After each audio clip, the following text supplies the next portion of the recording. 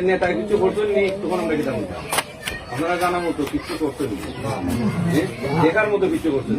এটা তো এমপি থাকলেও করবো না থাকলেও করবো বাংলা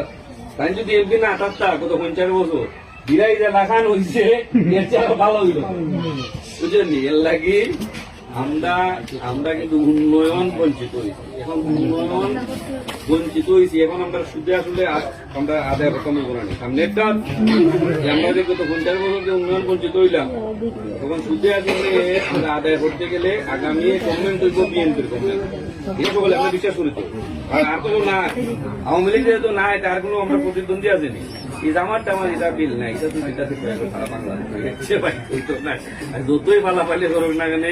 এই শূন্য 2000 4000 5000 কোন ব্যক্তি বিশেষের কুৎসা রটনা করতে আসি নাই, কারো অন্যায় অবিচারের গল্প শোনাইতে আসি নাই। আমি আসছি এই কথা বলার জন্য যে নতুন করে যদি এই জমিনকে সাজাইতে হয় তাহলে যে পরিশ্রম আমাদের অতীতের নেতারা করেছেন তারা চেষ্টা করেছেন, পরিশ্রম করেছেন, নিজের জীবনও অনেক কেউ আছেন পৃথিবী ছেড়ে চলে গেছেন, আরেকজন আছেন যিনি শারীরিকভাবে কিছুটা অসুস্থ, হয়তো ভালো হতেও পারেন, হবেন কি হবেন না এটা আল্লাহই ভালো জানে। এই পরিবেশে যা তারা করেছেন